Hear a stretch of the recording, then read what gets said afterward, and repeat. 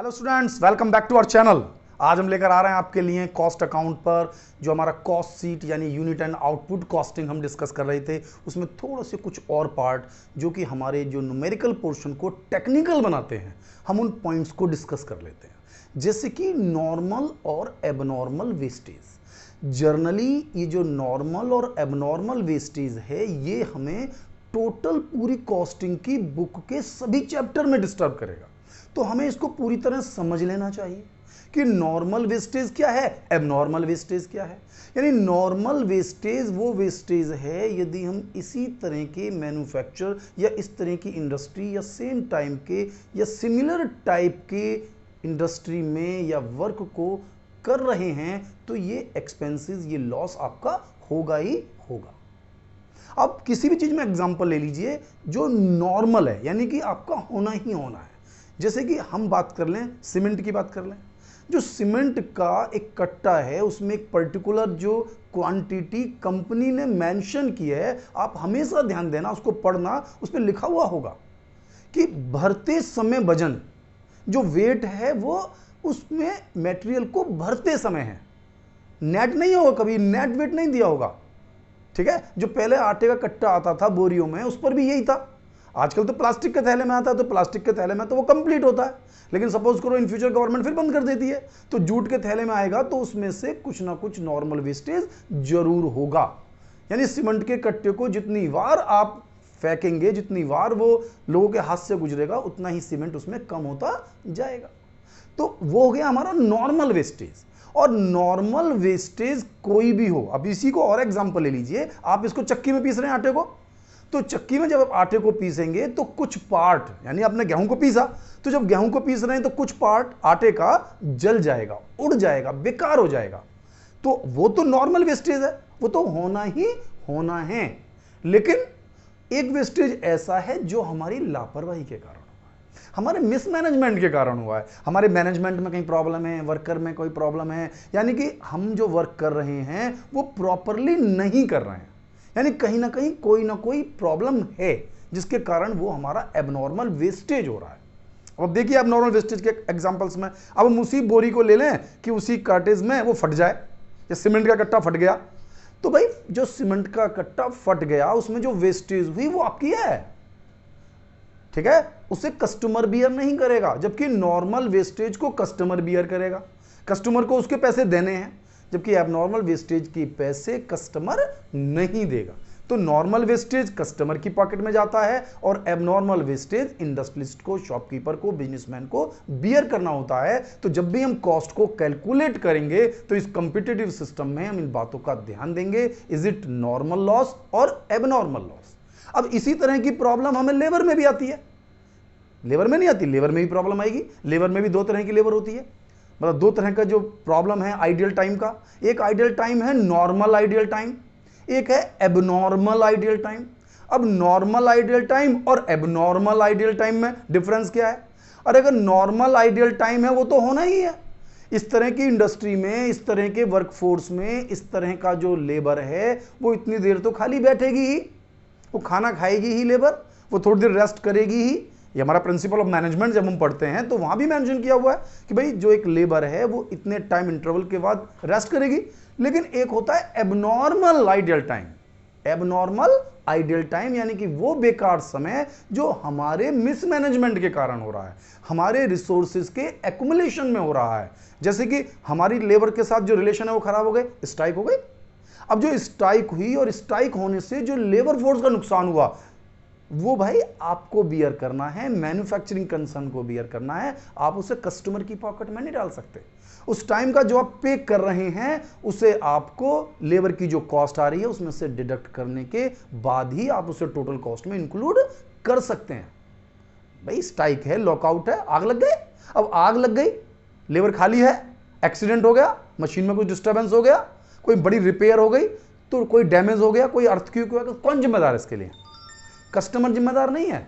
आप कहने लगे कि मेरे तो फैक्ट्री में आग लग गई इसलिए महंगा है। नहीं, इसलिए महंगा नहीं हो सकता, क्योंकि आपके कंपटीटर है मार्केट में। अगर आपने कुछ पैसे भी इंक्रीज किए तो आपकी मार्केट फ्लॉप हो जाएगी। तो आपको मार्केट में जो कॉस्ट है अपने प्रोडक्ट की अकॉर्डिंग टू नॉर्मल ही मेंटेन करनी होगी। यानी कि जब भी आप लेबर का आइडियल टाइम आपको क्वेश्चन में गिवन है कि एबनॉर्मल आइडियल टाइम है या नॉर्मल आइडियल टाइम है, नॉर्मल आइडियल टाइम है तो इग्नोर कर दीजिए, लेकिन यदि एबनॉर्मल आइडियल टाइम दिया हुआ है तो उसे आप लेबर की टोटल कॉस्ट में से माइनस कीजिए, तभी वो लेबर कॉस्ट एग्जैक्ट आएगी और तभी आपका कॉस्ट शीट का आंसर परफेक्ट मिलेगा। तो कुछ छोटी छोटी बातें हैं जो हम गलत कर जाते हैं। भाई सब कुछ पढ़ा, बहुत सारे न्यूमेरिकल पढ़ेंगे, बहुत अच्छी प्रिपरेशन करेंगे, एंड देन एक छोटी सी मिस्टेक हम कर देते हैं तो हम उतना अच्छा स्कोर नहीं कर पाते हैं। तो हमें स्कोर करना है, ठीक है। तो एक नॉर्मल वेस्टेज, एबनॉर्मल वेस्टेज, इसके बाद आइडियल टाइम यानी लेबर को ले लिया। तीन चीजें होती हैं, मैंने आपको बताया, मटेरियल, लेबर, और तीसरी चीजें हमारे पास ओवरहेड। तो अब हम इंक्लूड कर लेते हैं अपने इस वर्क में ओवरहेड को। अब ओवरहेड्स क्या है, एक्सपेंसेस क्या है।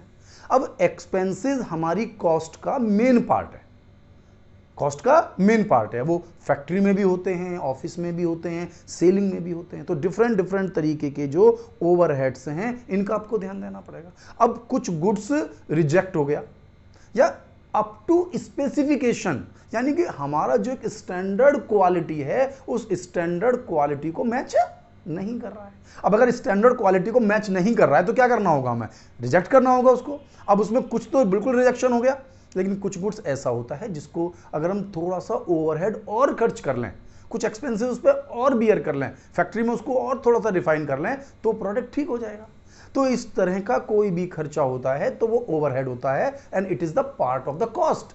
इसको हम कॉस्ट का पार्ट इंक्लूड करते हैं। अब आप जैसे यूनिट इंट्रोड्यूस कर रहे हैं, आपने यूनिट लगाई, अब यूनिट में कुछ नॉर्मल वेस्टेज हो गया, कुछ एबनॉर्मल वेस्टेज हो गया, और कुछ ऐसा गुड्स भी है जो स्पेसिफिकेशन के अकॉर्डिंग नहीं है, हम थोड़ा सा उसमें वर्क और करें तो वो भी फिनिश्ड हो जाएगा।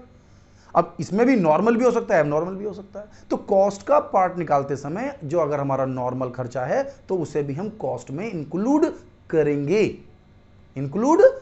तो ये ओवरहेड वाला कंसेप्ट हमारे पास हो जाता है।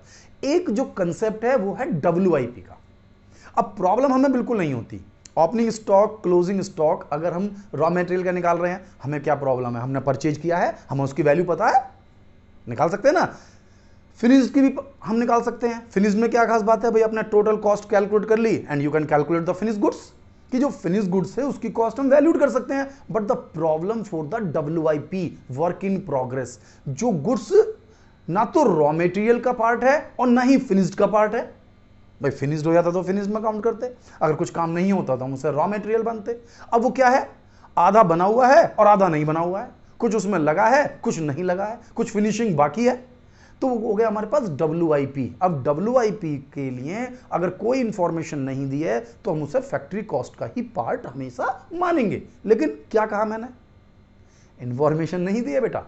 अगर इंफॉर्मेशन दे दी, सपोज करो इंफॉर्मेशन ही दे दी, आपको दिया है कि भाई जो WIP है इसमें इतना मटेरियल है, इतना लेबर है, इतना ओवरहेड है, दैट मीन्स अब आपको इस सिचुएशन में यदि मैं आपको मटेरियल का प्राइस बता रहा हूं कि उस WIP में इतना मटेरियल है, इतना लेबर है, इतना ओवरहेड है, then it will be calculate accordingly.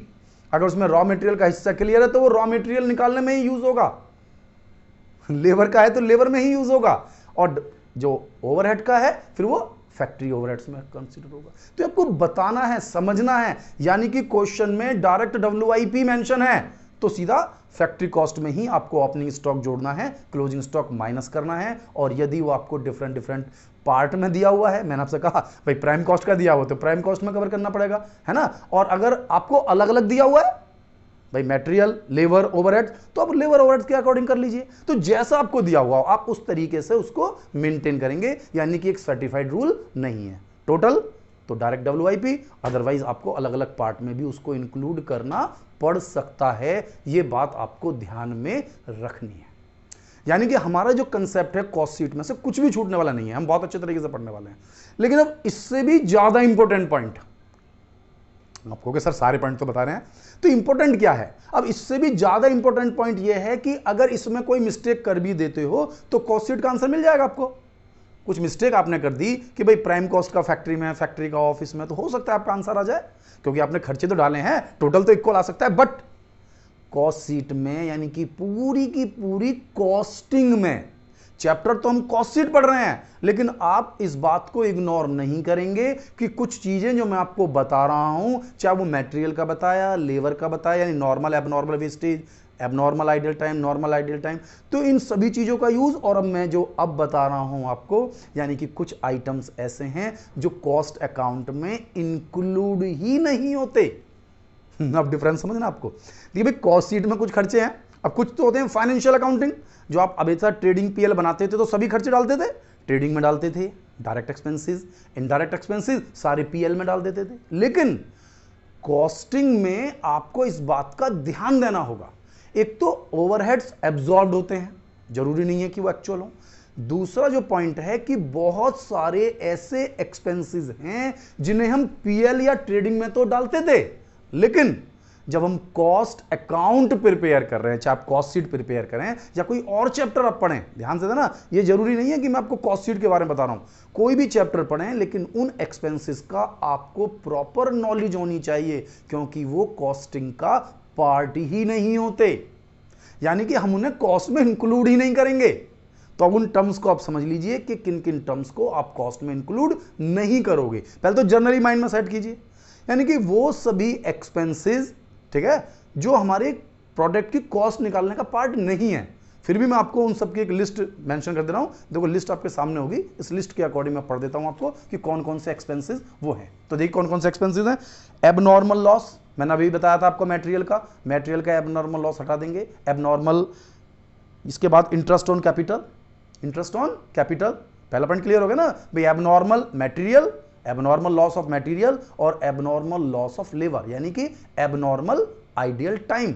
दूसरा हमारे पास हो गया इंटरेस्ट पेड और रिसीव्ड ऑन कैपिटल, यानी ना तो इंटरेस्ट ऑन ड्राइंग हम लगाएंगे, ना ही इंटरेस्ट ऑन कैपिटल को इंक्लूड करेंगे। Interest received on bank deposit, यानी कि बैंक में आपने जो पैसा डिपॉजिट किया हुआ है उससे आपको कोई इंटरेस्ट मिलने वाला है, हम उसको भी इंक्लूड नहीं करेंगे। Expenses on issue of share capital और डिबेंचर, यानी शेयर इशू करें, डिबेंचर इशू करें, this is also the part of the capital.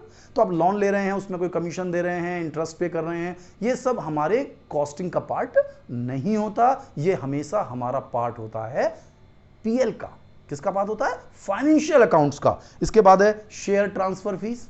अब भाई शेयर ट्रांसफर फीस भी वो सेम ही कंसेप्ट है ना, प्रोडक्ट का पार्ट तो नहीं है, जो प्रोडक्ट से रिलेटेड खर्चे हैं केवल वही कॉस्ट में आएंगे। तो इन ये सभी खर्चे फाइनेंशियल नेचर के एक्सपेंसेस हैं या लॉसेस हैं, और इन्हें आप कॉस्ट में इंक्लूड नहीं करेंगे, और इनकी ही आपको परफेक्ट नॉलेज चाहिए, यानी कि ये आपको पूरी तरह लर्न करने हैं और समझने हैं। इसमें और है interest received on investment, compensation paid on breach of the contract, यदि आपने कोई कॉन्ट्रैक्ट किसी के साथ किया है और आप उसे तोड़ देते हैं और आपको कोई कंपनसेशन मिलता है या आप कंपनसेशन पे कर रहे हैं, तो वो सिचुएशन इंक्लूड नहीं होगी कॉस्टिंग में। आप डिविडेंड पे कर रहे हैं, आप इनकम टैक्स पे कर रहे हैं, वेल्थ टैक्स पे कर रहे हैं, गुडविल या प्रिलिमिनरी एक्सपेंसेस राइट ऑफ कर रहे हैं, दैट मीन्स कि किसी भी एक्सपेंसेस को जिसे आप राइट ऑफ करते हैं वो इसमें इंक्लूड नहीं होगा। कैपिटल गेन या लॉस, कोई आपने प्रॉपर्टी मशीन बेच दी, एबनॉर्मल नेचर का कोई भी लॉस प्रॉफिट है वो आप इंक्लूड नहीं कर सकते हैं। कोई भी डिस्काउंट दे रहे हैं आप शेयर को इशू करने में, डिबेंचर को इशू करने में, या प्रीमियम ले रहे हैं, उसका कॉस्टिंग का पार्ट नहीं है हमारे पास। कोई भी आप कैश डिस्काउंट दे रहे हैं, ध्यान से देखना, कैश डिस्काउंट, ट्रेड डिस्काउंट तो है, क्योंकि ट्रेड डिस्काउंट से तो आपको सेल्स ही रिसीव नहीं होगी, जबकि कैश डिस्काउंट होता है पैसे को जल्दी रिसीव करने का, यानी कैश आप जल्दी पेमेंट कर दीजिए, मैं डिस्काउंट दे दूंगा, डिस्काउंट मुझे मिल जाएगा, तो वो हमारा कॉस्टिंग का पार्ट नहीं है। इसके बाद है अमाउंट ट्रांसफर इन रिजर्व्स, यानी कि आप अपने प्रॉफिट का कुछ हिस्सा रिजर्व में ट्रांसफर करते हैं, सिंकिंग फंड में ट्रांसफर करते हैं, किसी भी फंड में कोई भी ट्रांसफर हमारा इसका पार्ट नहीं है, क्योंकि इससे हमारे प्रोडक्ट की कॉस्ट पर कोई इफेक्ट नहीं आ रहा है। ठीक है, कोई भी मशीन टूल्स ऑब्सोलेंस हो गए हैं, पुराने हो गए हैं, सिंपल डेप्रिसिएशन तो आएगा, लेकिन एबनॉर्मल टाइप का कोई भी चीज इंक्लूड नहीं हो गई। टेक्नोलॉजी चेंज हो जाएगी, तो टेक्नोलॉजी चेंज का जो लॉस है वो मैन्युफैक्चरर बियर करेगा। तो कोई चीज पुराना हो जाओ अचानक, अब देखिए नॉर्मली चल रहा है तो वो डेप्रिसिएशन का पार्ट है, वो तो हम इंक्लूड कर रहे हैं। तो कोई मशीनरी में आग लग गई, चोरी हो गई, खराब हो गई, बेकार हो गई, कोई अर्थक्वेक आ गया, तो इस तरह की प्रॉब्लम्स हम कॉस्टिंग में इंक्लूड नहीं करेंगे। इसी के साथ है जैसे इंटरेस्ट ऑन डिबेंचर, भाई इंटरेस्ट ऑन डिबेंचर है तो वो भी हम इंक्लूड नहीं करेंगे, वो भी हमारी कॉस्ट का पार्ट नहीं है। यानी कि ये सभी खर्चे हम फाइनेंशियल नेचर के एक्सपेंसेस मानते हैं। यानी कि ये फर्स्ट चैप्टर पढ़ेंगे, इसके बाद सेकंड चैप्टर पढ़ेंगे, जो थर्ड चैप्टर है हमारे पास रिकंसिलेशन। जब आप रिकंसिलेशन करेंगे तो ये जो 15 के 15 पॉइंट हैं यही इंपॉर्टेंट है, ये 15 पॉइंट ही वो चैप्टर का मेन बेस है, तो इसलिए आपको ये 15 पॉइंट बहुत अच्छे तरीके से पढ़ने हैं, जब भी आप पूरी तरह से कॉस्टिंग को टॉपिक को पूरी तरह समझने के लिए ज्यादा बेस्ट है कि हम स्टार्टिंग से लें। जैसे हमारे पास पूरा परफॉर्मा था पूरी कॉस्ट शीट का, तो हम पॉइंट टू पॉइंट कवर करते हैं, क्योंकि इसमें सबसे टेक्निकल पॉइंट था जैसे मटेरियल कंज्यूम्ड। अब बच्चों ने इसी को गलत कर दिया तो पूरी कॉस्ट शीट बनाने क्या बेनिफिट रह जाता है, तो हम फिर स्टार्टिंग से सबसे पहले मटेरियल कंज्यूम्ड का एक परफॉर्मा देख लेते हैं। वैसे तो कोई ज्यादा रिक्वायरमेंट आती नहीं है, लेकिन कई बार क्या होता है वो मटेरियल कंज्यूम्ड पर ही अटक जाता है, और मटेरियल कंज्यूम्ड पर कुछ ऐसे ऐसे पॉइंट्स दे देता है जो हमें डिस्टर्ब कर सकते हैं। और अब ये पॉइंट जो है केवल इसी टॉपिक से रिलेटेड नहीं है, मैंने आपसे पहले ही कहा कि कॉस्ट शीट अपने आप में केवल एक ही टॉपिक नहीं है, ये पूरी कॉस्ट अकाउंट को भी एक्सप्लेन करती है। एक परफॉर्मा ये तो हमारा है ही है भाई, एक मेथड है ये हमारा, लेकिन इसके थ्रू हमें पूरी कॉस्ट अकाउंट भी समझ में आती है। तो स्टार्ट कर लेते हैं परफॉर्मा कि कैसे करेंगे यदि हमारे पास एक से ज्यादा डिटेल दी हुई है। ठीक है, तो कैसे होगा भाई, ओपनिंग स्टॉक दिया हुआ है, परचेज दिया हुआ है, ठीक है, तो मटेरियल का तो एक परफॉर्मा हम ले लेते हैं, तो परफॉर्मे के थ्रू समझ लेते हैं क्या क्या दिया हुआ है। देखो इस परफॉर्मे में इसमें दिया हुआ है opening stock of raw material. ठीक है, opening stock of raw material के अलावा क्या दिया हुआ है इस क्वेश्चन के अंदर, इसमें हमें दिया हुआ है परचेज ऑफ रॉ मटेरियल, यानी परचेज करोगे तो प्लस कर देंगे, कैरीज इनवर्ड प्लस कर देंगे, कस्टम ड्यूटी और ऑक्ट्री ड्यूटी यानी कि ये सब प्लस हो जाएगा, other direct expenses on material यानी कि ये सब तो हो गई प्लस। यानी ध्यान देना कौन कौन सी चीजें प्लस हो रही हैं, और अब बाकी चीजें हम क्या करेंगे इसमें से माइनस करेंगे। तो माइनस क्या है हमारे पास, डिफेक्टिव ऑफ मटेरियल कंज्यूम्ड, जो अपना मटेरियल डिफेक्टिव है उसको रिटर्न कर रहे हैं, वो बेकार हो रहा है, उसको सप्लायर को वापस कर दिया, तो मैंने कंज्यूम क्या किया, वो तो मेरी कॉस्ट से बाहर होना चाहिए। ऐसे ही है स्क्रैप ऑफ मटेरियल, इस तरह से ही है abnormal wastage of material, by product अगर आपका कोई बना है तो वो मटेरियल का पार्ट थोड़ी, हमारी कॉस्ट थोड़ी लगी है उसमें, वो बाहर खर्चा होगा इसके अंदर। सेल्स ऑफ डिफेक्टिव मटेरियल, तो जो डिफेक्टिव मटेरियल है वो भी आपने सेल कर दिया। इसके अलावा क्लोजिंग स्टॉक यानी कि ऐड करने वाले और लेस करने वाले इन आइटम्स को यदि हम प्रॉपरली 2-3 बार पढ़ लेते हैं तो टॉपिक हमारे को पूरी तरह समझ में आ जाता है। और इसके बाद हम स्टार्ट कर लेते हैं इस पर कोई एक न्यूमेरिकल, जिससे कि हम इसे समझ पाएं पूरी तरह टॉपिक को। ठीक है बेटा, तो एक स्टार्ट करते हैं, एक न्यूमेरिकल्स को स्टार्ट कर लेते हैं। क्या कह रहा है न्यूमेरिकल में, देखिए क्या टॉपिक है। वो कह रहा है from the following data determine the value of raw material consumed. अब इसी का तो परफॉर्म बताया मैंने आपको, तो रॉ मटेरियल कंज्यूम्ड ही कैलकुलेट करना है, और इसमें बहुत सारी टर्म्स दी हुई हैं। यदि हमें परफॉर्मा क्लियर है तो हम इसको फीड कर सकते हैं इजीली। देखिए क्या क्या कहा है, opening stock of raw material, closing stock of raw material, purchase of raw material, इसके बाद freight on purchase of, paid octroi duty, cost of material sold. Cost of material sold यानी कुछ मटेरियल आपने उसमें से सेल कर दिया तो वो आपके यहाँ कंज्यूम नहीं हुआ तो उसको माइनस कर दीजिए। इसके अलावा सेल ऑफ वेस्ट मटेरियल, कुछ मटेरियल वेस्ट हो गया उसे आपने सेल कर दिया तो वो भी आपके यहाँ कंज्यूम नहीं हुआ। Direct expenses on material, material पर अगर कोई डायरेक्ट एक्सपेंसेस होता है तो मटेरियल का ही पार्ट होता है, जैसे हमने कैरीज इनवर्ड कहते हैं। इसके बाद एबनॉर्मल वेस्टेज ऑफ मटेरियल, यदि एबनॉर्मल वेस्टेज है तो वो आपको डिडक्ट करना ही होगा, नॉर्मल होता तो हम डिडक्ट नहीं करते। क्लियर हो गया टॉपिक मुझे, तो अब इसका फटाफट इस न्यूमेरिकल को सॉल्व कर लेते हैं। क्या क्या दिया होता क्वेश्चन में, देखिए क्या क्या था। सबसे पहले है opening stock of raw material. क्या था क्वेश्चन में, opening stock of raw material. ठीक है जी, opening stock of raw material के साथ क्या था, परचेजेस, तो ऐड कर लेते हैं हम, टॉपिक बना लेते हैं purchases of raw material. Purchase था हमारे पास, और क्या था, फ्रेट था, फ्रेट और purchase of raw material. Freight के अलावा मैंने आपसे क्या कहा था, जो उन्होंने कहा था ना कि कैरीज इनवर्ड, तो कैरीज इनवर्ड तो फ्रेट के टाइप में आ गया। एक था ऑक्ट्री, तो ऑक्ट्री ले लेते हैं of raw material. Raw material पे तो ऑक्ट्री लग रही है हमारी, ऑक्ट्री ड्यूटी कहते हैं वैसे वर्ड जो पूरा होता है, ऑक्ट्री ड्यूटी कुछ भी कह लीजिए, उससे कोई बड़ा इशू नहीं है। ऑक्ट्री समझते हैं, एक चुंगी वर्ड होता था, चुंगी ही बहुत स्पेसिफिक वर्ड है, आजकल यूज नहीं होता है, पहले चलता था, तो जैसे बना हुआ है उसके अकॉर्डिंग चल रहा है। हो सकता है कि पूरी ऑल ओवर इंडिया कहीं लगता हो, हमारी यूपी से बंद हो गया है, यूपी से आसपास स्टेट से भी खत्म हो गया, इसलिए पता नहीं चलता। एक था हमारे पास डायरेक्ट एक्सपेंसेस,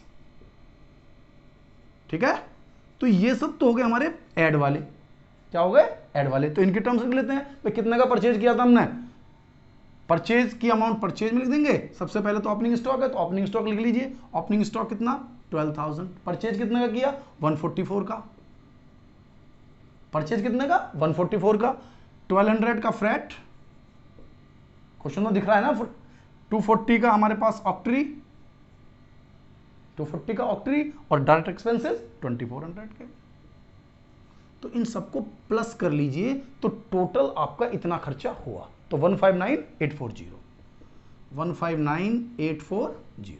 अब इसमें से हम लेस कर देंगे, क्या कर देंगे, लेस, यानी कि जो वेस्टेज हुए थे, अब नॉर्मल वेस्टेज सेल किया था, क्लोजिंग स्टॉक था, ये सब हटा देंगे। तो जैसे एक तो था क्लोजिंग स्टॉक, सिंपल है ना बिल्कुल, परफॉर्मा अगर आपने पढ़ा है तो बिल्कुल सिंपल समझ में आ जाए। Closing stock, sale of waste, sale of waste, और क्या था क्वेश्चन के अंदर, कॉस्ट ऑफ मटेरियल सोल्ड, कुछ मटेरियल आपने सोल्ड कर दिया था, बताया था मैंने आपको। कुछ एबनॉर्मल वेस्टेज था जो मैंने कहा था इसको तो आपको माइनस करना ही होगा, एबनॉर्मल वेस्टेज। तो पॉइंट्स देखते रहिए कि भाई क्या क्या हमारे पास अवेलेबल है। क्लोजिंग स्टॉक था जो कि 24,000 का था ना। इसके पास सेल ऑफ वेस्ट था 5760, 5760। कॉस्ट ऑफ मटेरियल सोल्ड किया आपने 4800 का, 4800 का मटेरियल सोल्ड कर दिया आपने। इसके बाद 480 का आपके पास एबनॉर्मल, जो एबनॉर्मल था वो था वेस्टेज, यानी कि टोटल ये जो हमारे पास 4 टर्म्स हो गए, कितनी हो गई, 4 टर्म्स, इनका टोटल ले लीजिए 35040, 35040। इसमें से इसको माइनस कर दीजिए, क्या कर दीजिए, माइनस, और आपका आंसर आ जाएगा। क्लियर है, समझ में आ गया कंसेप्ट, नहीं आ गया, 124,800। 40 से 40 पूरा 80 आपके पास हो गया। तो ये क्वेश्चन में कुछ खास नहीं करना है, क्वेश्चन बिल्कुल सिंपल है। हमारे पास क्वेश्चन होना चाहिए, हमारे पास परफॉर्मे का हमें आइडिया होना चाहिए, और हम पूरी तरह से क्वेश्चन को पूरी तरह समझ सकते हैं। ठीक है बेटा, तो इसके बाद हम फिर लेते हैं एक और न्यूमेरिकल, एक और न्यूमेरिकल, जिससे कि हम समझ पाए पूरे के पूरे टॉपिक। लेते हैं क्वेश्चन। तो देखिए आपके पास कि क्वेश्चन में क्या कह रहा है। सबसे पहले क्वेश्चन को समझिए, क्वेश्चन में डिमांड क्या है। क्वेश्चन में वो कहता है determine the prime cost from the following. क्या निकालनी है, प्राइम कॉस्ट। तो प्राइम कॉस्ट निकालने के लिए आपको बताइए भाई, पहले मटेरियल कंज्यूम निकालना होगा, उसके बाद डायरेक्ट वेजेस, डायरेक्ट एक्सपेंसेस, जो भी प्राइम कॉस्ट के एक्सपेंसेस हैं उन्हें आप ऐड कर दीजिए, प्राइम कॉस्ट आ जाएगी। ठीक है, तो देखते हैं क्या दिया हुआ है। इन्होंने कहा opening stock of material, material purchase, direct wages, opening stock of material purchase कर लेंगे, और डायरेक्ट वेजेस प्राइम कॉस्ट में काम आ जाएगा। चार्जेबल एक्सपेंसेस, ये भी डायरेक्ट एक्सपेंसेस होते हैं। इसके बाद कैरीज इनवर्ड, ये मटेरियल में ही परचेज कर लीजिए, कैरीज इनवर्ड को हमेशा मटेरियल में ऊपर परचेज भी प्लस कर लीजिए। कैरीज आउटवर्ड, अब जो ध्यान देना है आपको पॉइंट्स वो है कैरीज आउटवर्ड। कैरीज आउटवर्ड ना तो मटेरियल कंज्यूम में आएगा, ना प्राइम कॉस्ट में आएगा, और तो और ये फैक्ट्री और ऑफिस में भी नहीं आएगा। कैरीज आउटवर्ड सेल्स पर लगता है, कैरीज आउटवर्ड सेल्स पर लगता है, तो ये सेलिंग एक्सपेंसेस है, तो सेलिंग एक्सपेंसेस में इंक्लूड होगा, यहां इसका यूज नहीं है, और इसी पॉइंट के कारण हम क्वेश्चन को गलत कर देते हैं, छोटे छोटे क्वेश्चंस को। तो क्लोजिंग स्टॉक ऑफ मटेरियल ये हम माइनस कर देंगे, मटेरियल रिटर्न टू सप्लायर्स ये हम माइनस कर देंगे। ठीक है बेटा, तो इस क्वेश्चन को हम करते हैं स्टार्ट, सॉल्व कर लेते हैं। तो क्या क्या दिया हुआ था, हमें आइडिया है बिल्कुल। एक तो दिया हुआ था opening stock of raw material, raw material, and then plus कर दीजिए purchase of raw material, raw material, यानी कि ओपनिंग स्टॉक में परचेज को प्लस कर दीजिए। एक मैंने आपको बताया था कैरीज इनवर्ड जरूर ले लेना इसी के अंदर ही, कैरीज इनवर्ड, और एक पॉइंट और क्या बताया कि कैरीज आउटवर्ड को लेना ही नहीं है। तो ओपनिंग स्टॉक कितना था, 20,000 रुपए। क्लियर ना, कंटिन्यूली परचेज कितना है, 1,30,000। भाई opening stock plus purchase, carries inward मैंने आपसे कहा था कैरीज इनवर्ड लेना है, कैरीज इनवर्ड हो गया मेरा 3,000। इन तीनों का टोटल ले लीजिए, इन तीनों का टोटल ले लीजिए, कितना हो गया 153, 30 20 50 और 3 153। ठीक है, अब इसमें से लेस कर दीजिए जो मटेरियल क्लोजिंग में है, जो मटेरियल आपने लौटा दिया, तो लेस कर देते हैं इसके अंदर से। एक तो क्लोजिंग स्टॉक और मटेरियल रिटर्न, ध्यान से पढ़ना बेटा, to supplier, purchase return, sales return नहीं, परचेज रिटर्न। तो क्लोजिंग स्टॉक कितना था मेरे पर, रिटर्न कितना किया था, तो रिटर्न तो किया था मैंने 4,000 रुपए का, रिटर्न कितना किया था 4,000 रुपए का। क्लोजिंग स्टॉक कितना था 30,000 रुपए का। तो ये इसमें से माइनस कर देंगे तो निकल कर आएगा मटेरियल कंज्यूम्ड। फिर मैंने आपसे क्या कहा था इसमें प्लस करने के लिए, डायरेक्ट वेजेस इस क्वेश्चन में था, हमने क्वेश्चन में डायरेक्ट पढ़ा डायरेक्ट वेजेस, और दूसरा था chargeable expenses, chargeable expenses plus करते ही निकल कर आ जाएगी मेरी प्राइम कॉस्ट। ठीक है, तो अब देखिए क्या क्या हमारे पास है। तो इन दो चीजों को इसमें से माइनस कर लीजिए, दो चीजों को माइनस करते ही हमारे पास आ गया 1,19,000, 1,19,000। अब इस क्वेश्चन में देखिए, क्वेश्चन में आपको डायरेक्ट वेजेस कितना दिया हुआ है, डायरेक्ट वेजेस दिया हुआ है 80,000, तो 80,000 प्लस कर दूंगा। अब चार्जेबल एक्सपेंस देखिए क्वेश्चन में कितना दिया हुआ है, चार्जेबल क्वेश्चन में दिया हुआ है 10,000 रुपए,